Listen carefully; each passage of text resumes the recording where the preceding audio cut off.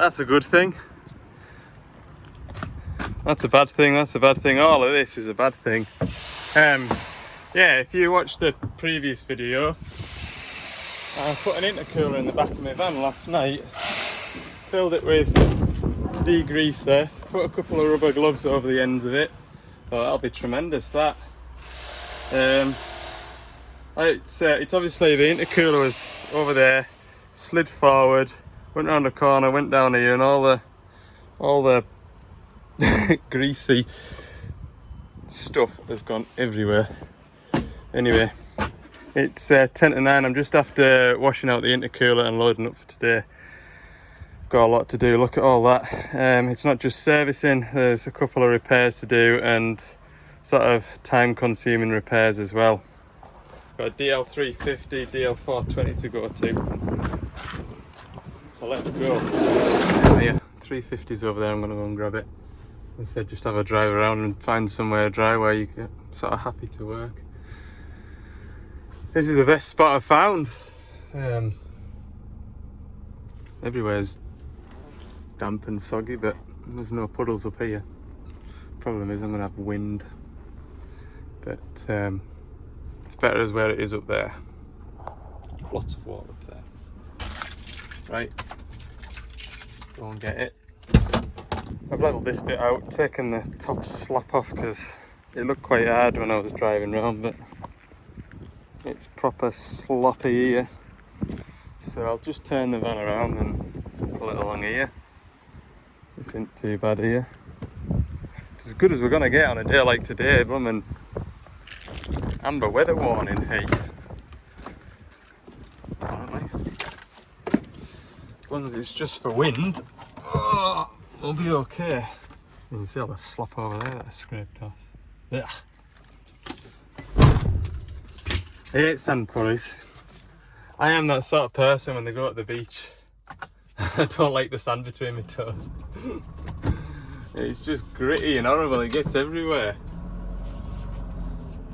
Oh, we're away. To be fair, them tyres are biting in nicely on here.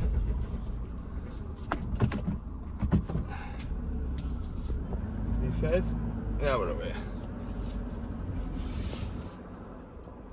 If I turn around here, then I'm in the right direction. The side door, the wind's coming across from over there, so the side door should protect us from the wind a bit. Right, let's begin. 1,000 hour service on this and an EGR actuator. I've just remembered, the story with this machine is it was bought by a landfill company. And therefore, although it's only ever been in this sand quarry, it's got homemade belly plates on. I've got a horrible feeling there's a nasty belly plate behind here to drain the transmission oil out. Oh, let's have a look. Oh, yes. Oh. It is on hinges, but I've got a horrible feeling it's a horrible thing to take off. Ah, oh, that is disappointing.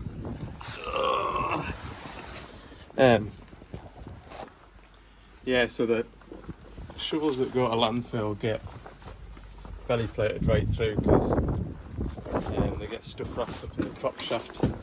They use the shovels to cover the landfill each day, so they put like a layer of mud and muck over it to keep seagulls off it and also to stop the wind from blowing rubbish away from the landfill site. So this machine, if it ever needed to, would be able to go onto the landfill. Not that it ever has.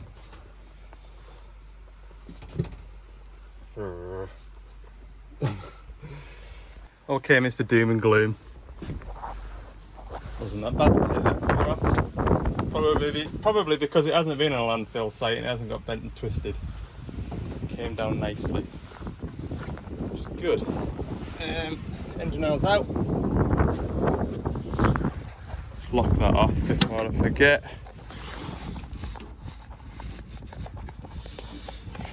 Right.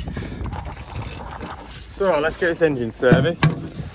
I'll probably leave the EGR actuator till last. Basically, this motor here decides how much exhaust gas goes back into the engine inlet side. So there's two error codes on it. One is EGR lower than desired, and the second error code is EGR actuator fault with stop position. So it doesn't know where it's at. Quite a common problem. The motor's packed in, or the points inside the motor doesn't know where the motor's at, so it doesn't try and move it. So normally when you turn the ignition on these machines, you hear a clink, clink, clink, clink, and it's the exhaust brake finding its stop positions and the EGR valve finding its stop position. The EGR valve isn't moving, so I've got one of them.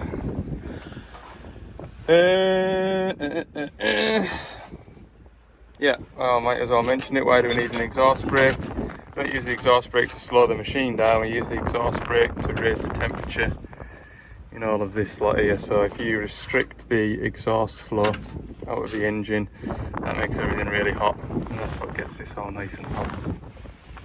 Alright. Okay, we'll whip that engine oil filter out, and then I've got the pepper pot filter as my favourite.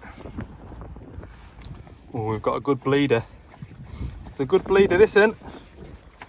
Happy day. What a treat. What a treat. That makes life a bit easier. Engine oil filter's done. Once I've got these fuel filters done, I'll set off the engine oil. And then I'll go back underneath and I'll show you for why in a minute or two.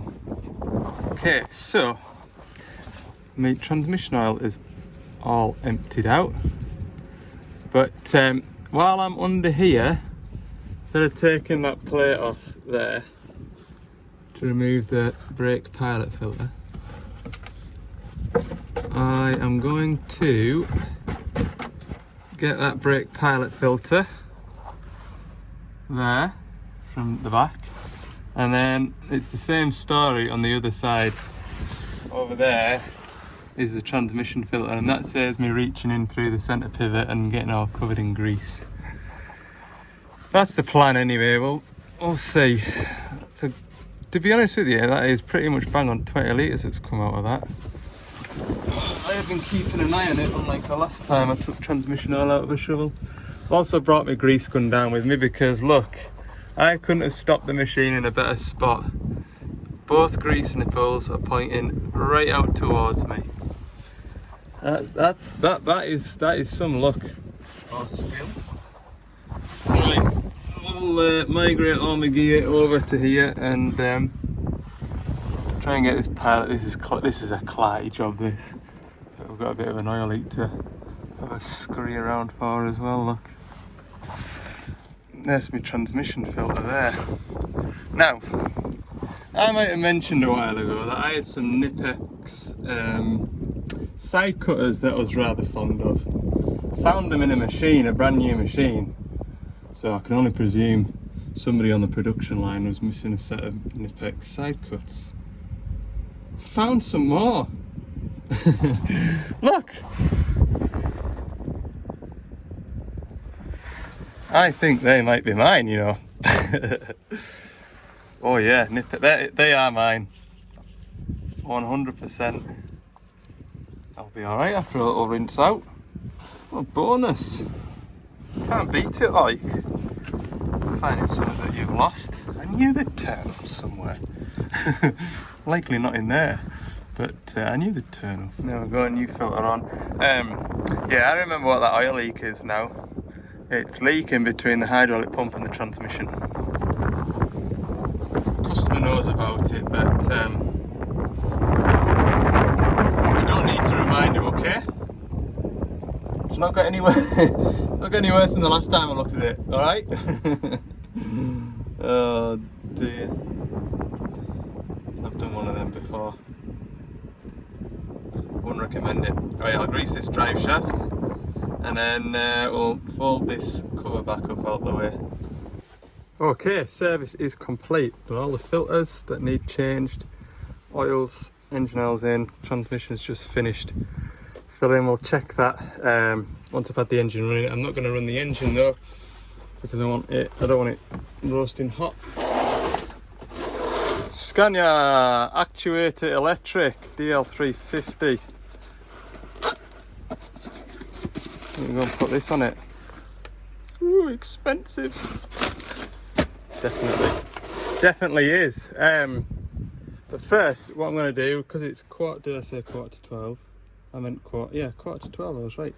Quarter to 12. What I'm going to do is cook some lunch. So for today's lunch, I have ham and mushroom tagliatelle, not last night's tea. Reason for that is, I didn't have time to make my bait this morning. Well, I've grabbed a load of stuff and chucked it in my bait box, but a few oat cakes, apple and a banana and bits and pieces like that doesn't really constitute a lunch. So I went to the co-op this morning and got some pasta. Because I had sandwiches yesterday. What did I get?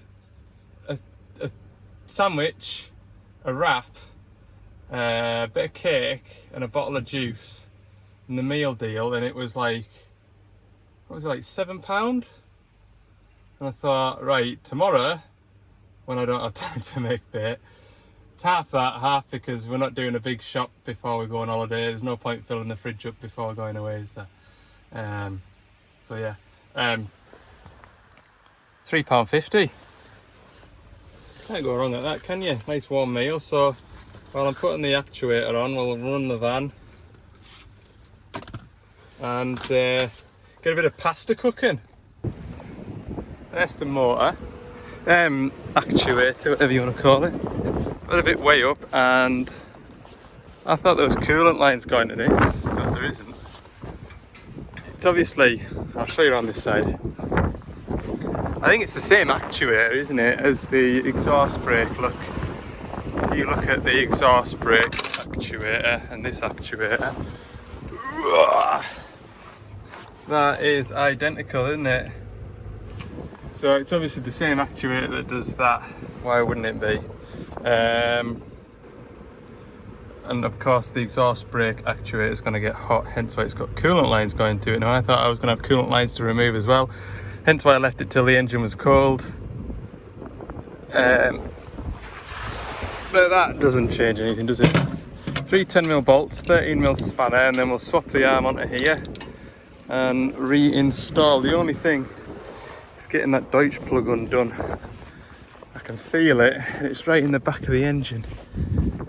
And I can press the button in, I can't wiggle it undone.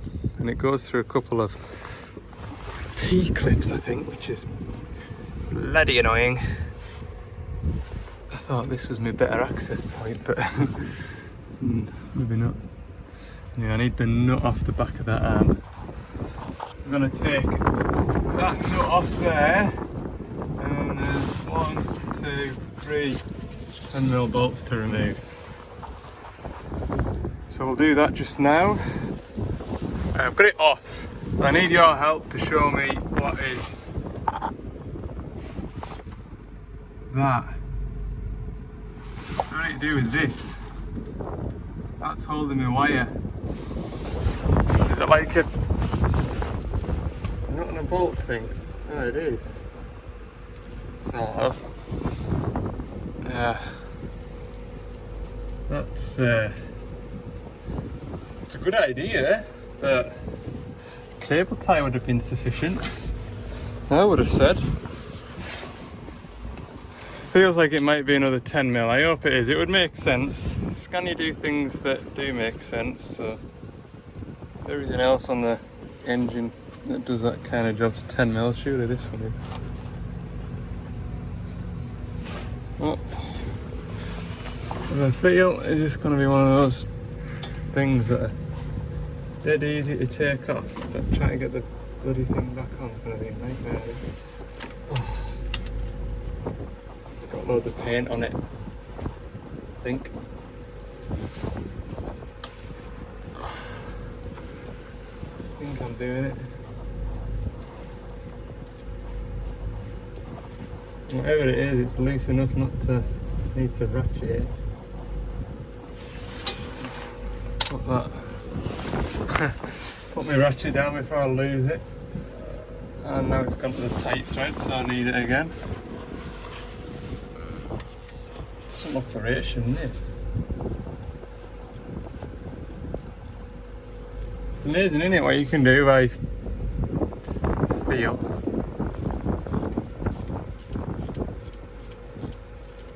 Right, do I want to take this clamp all the way off? Or is it going to give me enough? No, it's not going to give me, it's not even going to give me enough gap to get the wire out. I can feel it. Oh, this is going to be good to put back on.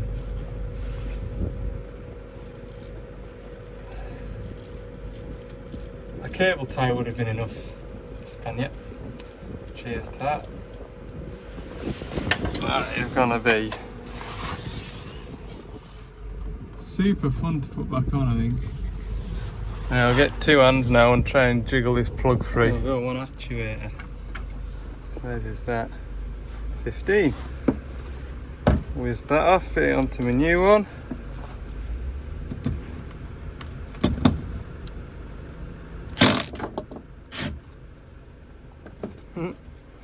Ain't stupid if it works. Right. There's only two ways you can put this, right and wrong. See how I get on. Right, there we go. It's taken just over half an hour. A bit longer than I would have liked and expected, but it was a bit of a fiddle all the way back in there, and I had a right fight getting that plug in. Looks easy when you see it like that. Trying to get your arm down and then round and under. Anyway, grab my keys now. The keys will be in the van because I've started it. Right, I've got it started. Error codes are still present, but I've got a feeling I need to clear them with the Scania tool. Either that or there's a problem further on down the line. Normally when I have that error code, that's what the problem is.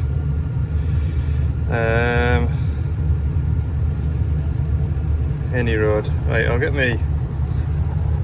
Oh, when am I going to stop for my lunch? It's 1:20 now. Right, I'll jump out, check there's no leaking. And maybe we'll just clear the error codes, then I'll just leave it running then. See if it comes back. That gives the transmission time to warm up to do its calibration. I should just bang it into forward and reverse just to make sure that transmission oil's going where I want it to.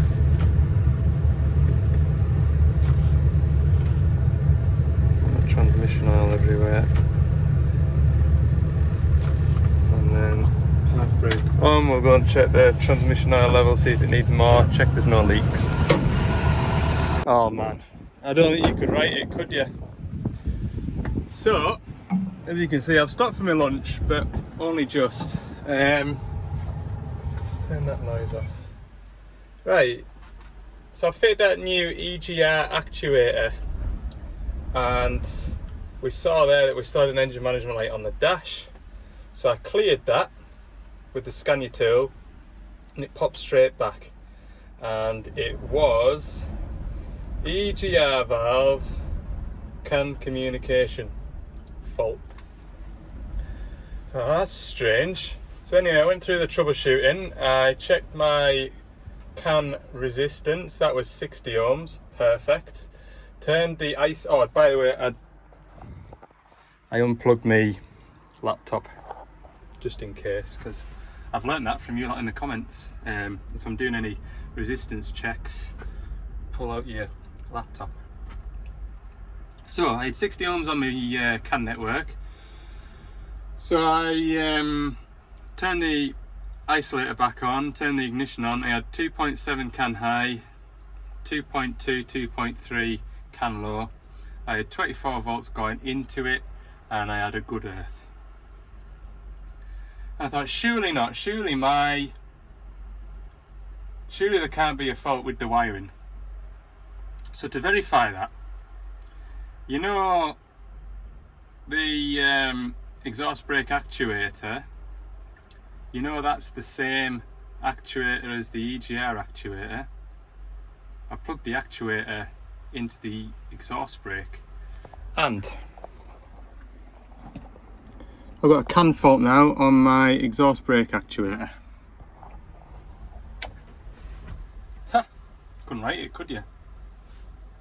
Could not write it. So we've got a faulty actuator. Damn. And that's really annoying because I've been absolutely flying through this. 12:30. If I'd have known that at 12:30, it's now 10 to 2. I've still got the transmission to calibrate on this.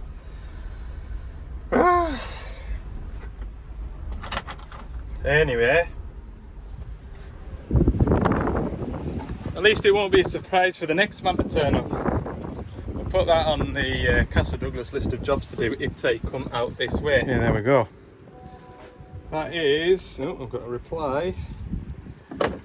That's all sorted now. There's another job further in that direction that I'm unable to get to, and I know HQ will be attending at some point in the next couple of days, so they're going to come down swinging to this fire and EGR thing on it, actuator. Oh, it's so annoying. That's put me back an hour. I've had 20 minutes for my lunch, but anyway, like, let's get this thing calibrated. You couldn't write it, could you? I've had a real problem with this keypad down here. Pressing the buttons and nothing happens, and then all of a sudden the screen goes mental. So I've had all this apart and the plug wasn't fully plugged in. So I've finally now just about got the clutch calibrated. 3:30. I'm fed up. Fed up! Oh dear. Well, how many hours is on this? 7,027. Might as well fill this in. Done. Save. Okay, we'll give him a shout for the next one. And we'll get the axles drained out. That's priority. Get the axles drained out, see if we can stop that squawking noise on the 420. Transmission oil change, and then I need to fit a joystick and a front wiper motor. Site shuts at 5. It's 3:30 now. No chance. Just work, get as much done as I can and just go from there. I'm really annoyed. I was absolutely flying this morning. Shovels are swapped over. Laddo was just telling us they're finishing at 4:30 today. It is 4:15 now. Yep, I'm having fun. The wind is really testing my patience. Right, so as I've said in the previous video on this shovel, the most common problem with the sound of brakes binding is, well, I've found anyway, the oil. They have been using recommended oil, which is that mobile lube. Just the cheapest thing to do without opening up the axles and seeing what's going on inside. I have checked the brake wear and it seems to be okay. So I'm just going to try my oil in it, which is a thinner oil. Should at the very least flush everything out. And we put that anti-squawk additive in it as well. And hopefully that'll help it. I'm going to blank that off now because I'm just getting absolutely drizzled in flipping oil. I I'm in a right bad fettle now, aren't I? A right bad fettle, as you say. Right, I'll set the front axle filling anyway while I do the backs. Right, back axle. I've just crawled under here with all my equipment. This isn't the cause of the noise, but regardless, that isn't supposed to look like that. Hub seal. Oh God! I'm so pleased I'm going on holiday. That's a big job. That is a very big job. Not one that I'm going to do on my own. That is faux show. Where's my 90-degree pit gone? Hey, there is one good thing about working on sand. It gets everywhere. It's just everywhere. But it's really nice to crawl about on. Good for your knees. It's nice and soft and forgiving. Right. Let's get all these bungs opened up.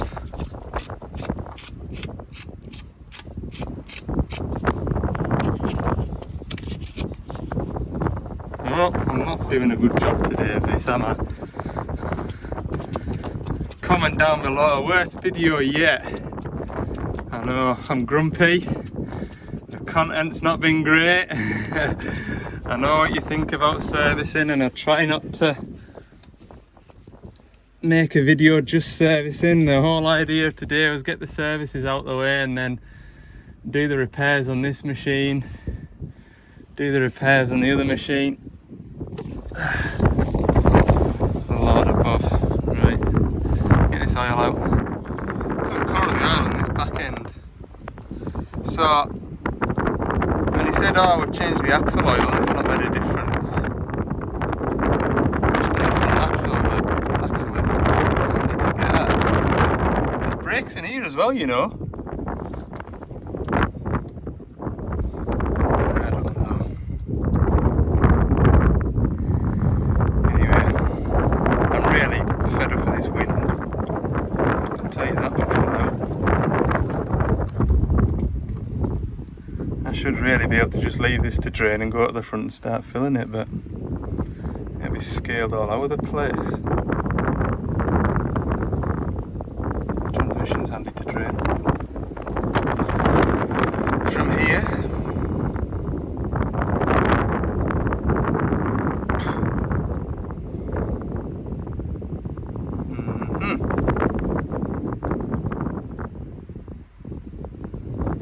can't even wedge this bit of plastic anyway. It just blows into the floor.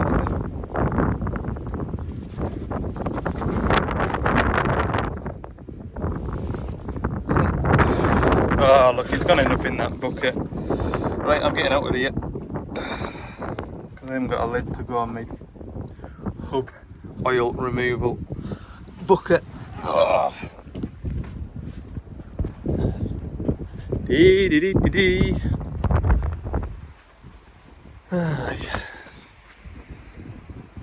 Where's my lid at there?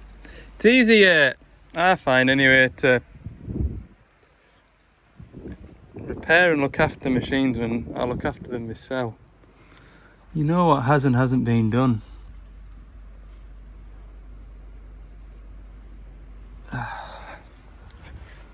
I look after the 350. I've been servicing that for about a year, 18 months. I've had nothing to do with this, and I don't know whether it's because it's an older machine, somebody else looks after it, or what the story is. Oh yeah, we changed the axle oils and the noise is still there. How long's the axle oil been in? Oh, about a month or so, 3 or 4 weeks. Yeah, and the noise is there, is it? Oh yeah, we changed the axle oil. I mean, this hub's starting to weep, if you look. Axle overhaul is the answer. Both axles. Get it in the workshop over Christmas time. I'm sure the lads up at HQ have got nothing to do during Christmas. Flipping heck.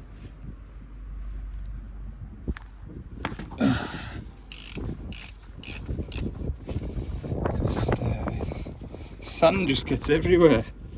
Bloody horrible stuff. I'd much rather a pebble beach than a sandy beach. Oh, that feels horrible coming out of there. Is that... What is happening here?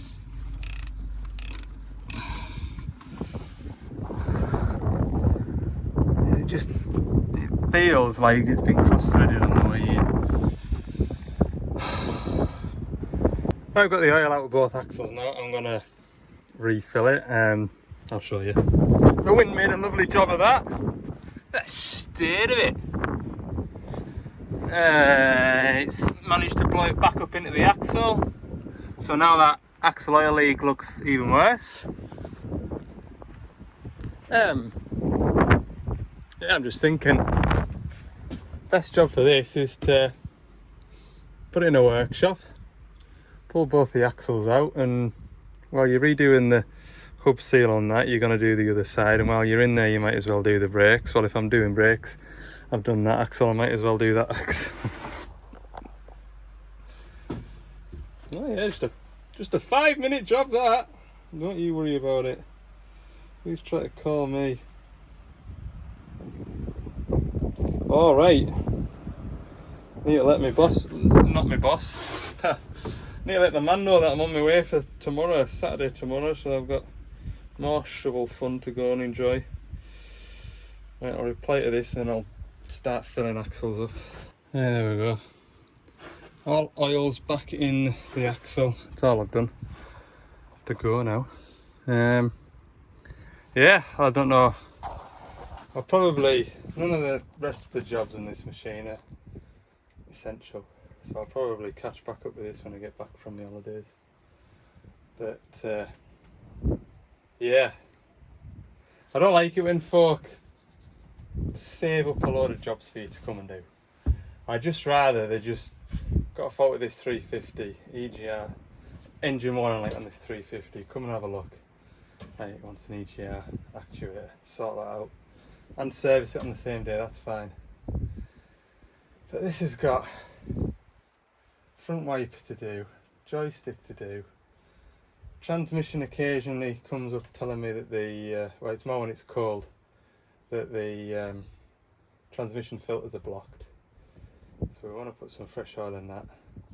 That transmission oil's done, according to the filters anyway, nearly 1800 hours. Back axle oil, which was changed. Back axle weeping. Yeah, nice. That is the box of still to do. Anyway, I'm gonna go back to the yard now because it's 5:15. I'll be back here at the yard about 5:15. Offload the van and load up for tomorrow. So we'll wind the video up at that. I'm sorry I've been grumpy. I'll try not to be tomorrow. I shouldn't be tomorrow really. Not to be grumpy about. I don't think. Thanks for watching anyway, and we'll see you in the next one.